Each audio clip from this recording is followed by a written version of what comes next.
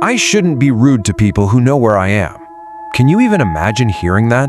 Just a soft, unnervingly calm voice coming through the phone while you're completely alone, working the closing shift at some isolated gas station.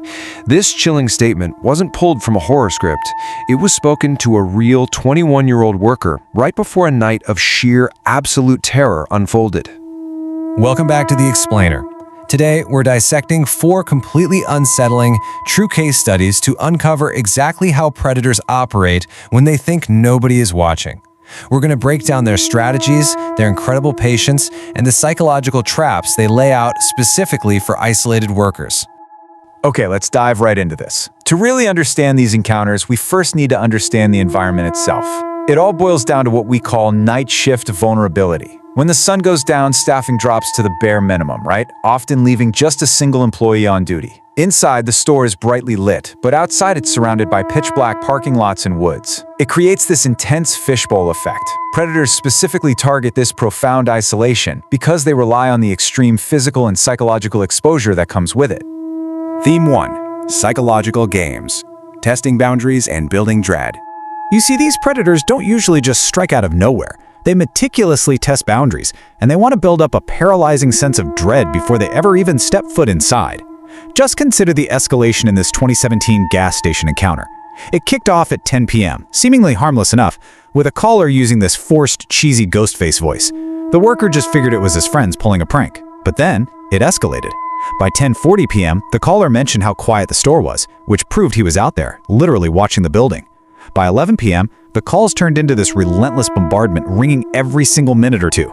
The predator was methodically ratcheting up the worker's anxiety over a span of almost 2 hours, just wearing down his defenses. Finally, at 11:40 p.m., the psychological phase ended, and the physical threat walked right through the front doors. Now, think about the stark contrast in his physical behavior once he actually came inside. He literally weaponized silence.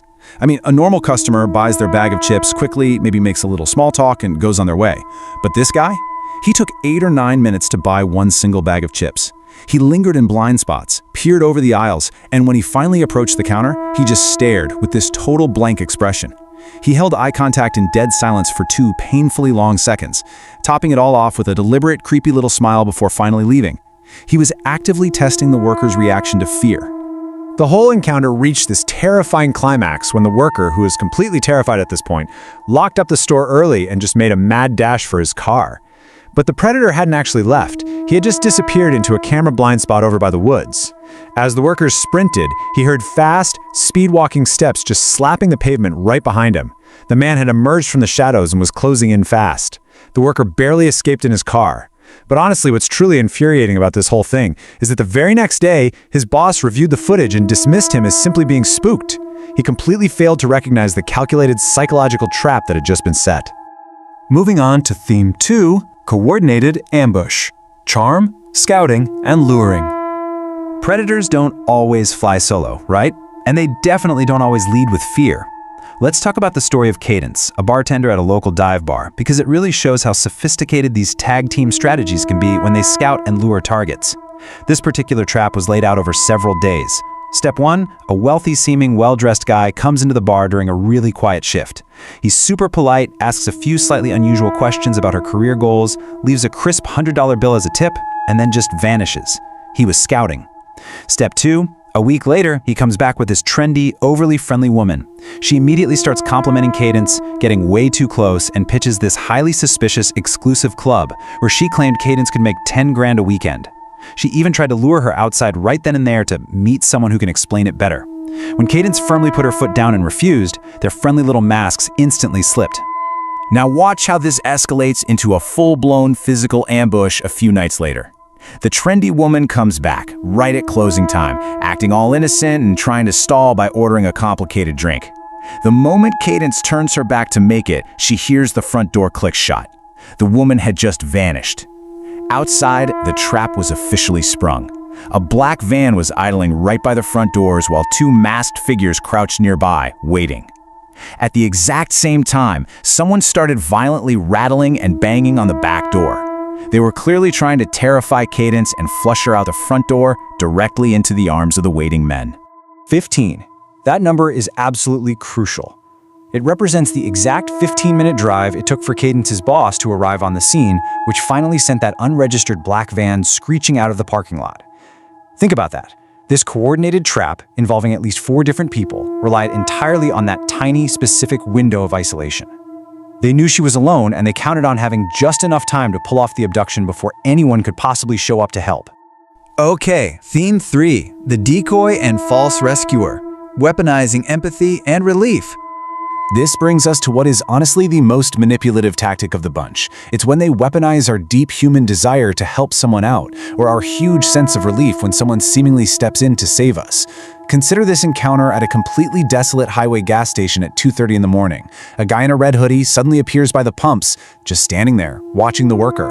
Eventually, he comes inside and claims his car broke down just beyond the entrance. And this brings up a massive red flag. When the worker offers to call a tow truck for him, the guy refuses way too quickly. He absolutely insists the worker come outside with a flashlight. Thankfully, the worker used some critical pattern recognition here. She checked the security monitor and saw a car that definitely hadn't been there just a few minutes prior. But more importantly, she spotted a second figure crouching down, hiding right near the bumper.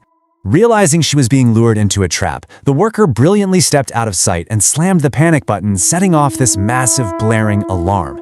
What happened next is honestly terrifying. The man didn't panic. He didn't try to attack the glass. His fake sense of urgency just completely vanished.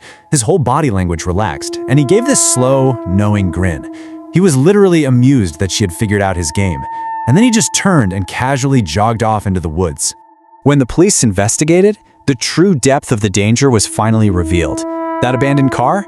It had been reported stolen over 100 miles away.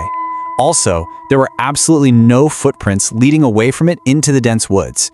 But the most chilling detail of all was that the front passenger door had been left wide open, which strongly indicated a third person had been waiting inside the entire time.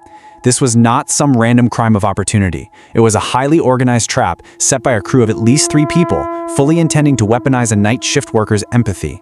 But what happens when the predator actually plays the hero? Let's look at this totally bizarre encounter in a Walmart electronics department at 2 in the morning. First, you have the lurker. This is a man standing perfectly still, not looking at products, just silently staring at the worker to put her completely on edge. And then, just as her anxiety peaks, the quote-unquote rescuer appears. Out of nowhere, a strange woman grabs the worker's arm, acting overly familiar like they're old friends, and whispers that the lurker is secretly recording her. Think about how methodically this trap actually closes in on her. Step 1. Manufacture a fake threat to gain instant, unquestioning trust. Step 2. The rescuer forcefully steers the panicked worker away from the safety of the main aisles. Step 3. They totally bypass the cash registers where other people might be and head straight toward the dimly lit, empty warehouse section. And Step 4. The horrifying realization finally hits the worker. This rescuer is dragging her straight toward the camera-free side exit used for loading shipments. Relief was successfully weaponized to walk the victim right into an ambush. Amazingly, the worker managed to fight back. She yanked her arm free and just bolted for the front of the store. But here is the absolute most terrifying detail of the whole story. As she ran, the rescuer yelled for her to come back, and then she yelled the worker's name, a name the worker had never given her.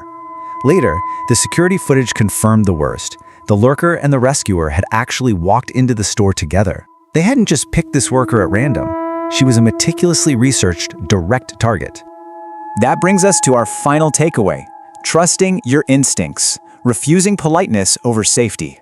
In literally every single one of these case studies, the victims actually felt something was deeply wrong way before the trap was sprung. The overarching danger here is our societal conditioning to just be polite, to answer the creepy questions, to step outside to help the stranded motorist, to avoid making a scene. So let's summarize the core red flags from all of this so you can take this knowledge with you. Watch out for abrupt shifts in body language and those calculated fake smiles. Recognize when someone is actively exploiting your fear of being perceived as rude or unhelpful. Be hyper-aware of anyone lingering in blind spots or watching you without a clear purpose. And finally, always remember that these are rarely spontaneous acts by some lone wolf. They are very often highly coordinated multi-person traps. So we've explored the psychology, the intense coordination, and the deep manipulation these predators use when they think the rest of the world is fast asleep. And it forces us to ask ourselves a very uncomfortable question. If the lights went down, the store emptied out, and you were completely alone, would you spot the trap before it closed? Keep your eyes open, always trust your gut, and absolutely never trade your safety for politeness. Thanks for joining me on this explainer, and stay safe out there.